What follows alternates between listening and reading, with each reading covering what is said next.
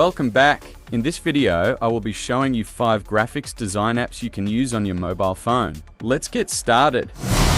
Number 1 on my list is Canva. Canva is a graphic design and logo making application for creating and publishing marketing material, presentations, social media content, and a range of printed products using a drag and drop editor and a library of customizable templates. It stands out for its powerful incorporation of iTool into designs, access to thousands of templates, amazing effects to photos, as well as providing access to millions of free photos, videos, and audios. Number 2 on my list is Desygner.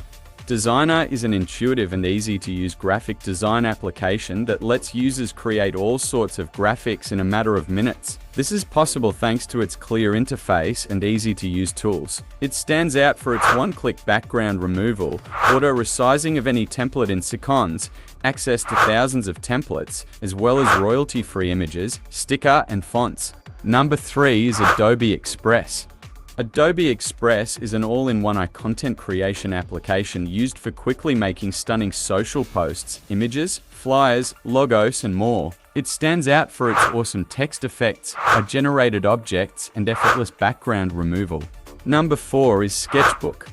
Sketchbook is a sketching, painting, and drawing application for artists and illustrators, with its use ranging from rough sketches to fully finished artwork. It has some professional-grade feature sets such as a full complement of brush type, a rich color palette, highly customizable brushes to create just what you want, and a lot more. Number 5 is Figma.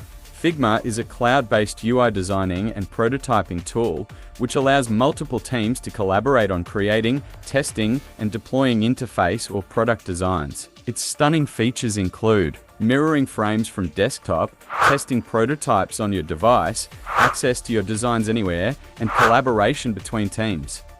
You can download this app from Google Play Store for Android users and App Store for iOS users.